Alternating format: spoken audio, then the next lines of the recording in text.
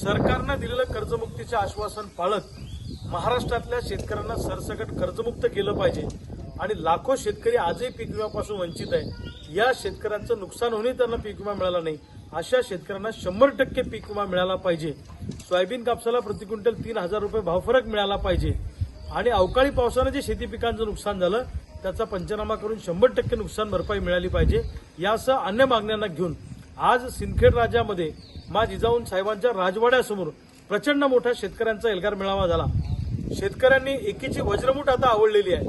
प्रचंड प्रतिसाद या एल्गार मेळाव्याला शेतकऱ्यांचा मिळालेला आहे आणि शेतकऱ्यांनी आज ठाम निर्धार केला की काही झालं तरी सरकारच्या उरावर बसून कर्जमुक्ती आणि पीक विमा मिळाल्याशिवाय आम्ही थांबणार नाही। येणाऱ्या काही दिवसांमध्ये या महाराष्ट्रामध्ये प्रचंड मोठं आंदोलन शेतकऱ्यांचं उभं करण्याचा निर्णय आजच्या या सिंदखेड राज्याच्या मेळाव्यामध्ये ठरला। विदर्भातल्या दौऱ्याची सुरुवात आज मी मा जिजाऊ साहेबांना अभिवादन करून वंदन करून विदर्भाच्या दौऱ्याची सुरुवात केलेली आहे। जोपर्यंत सरकार कर्जमुक्ती आणि हक्काचा पीक विमा देत नाही तोपर्यंत हे आंदोलन थांबणार नाही। भलेही रक्ताचे पाट वाहिले तरी चालतील, जीव गेला तरी बेहतर, पण हक्काची कर्जमुक्ती, पीक विमा आणि नुकसान भरपाई घेतल्याशिवाय थांबणार नाही, असा निर्धार आज हजारो शेतकऱ्यांनी या एल्गार मेळाव्यामध्ये केलेला आहे।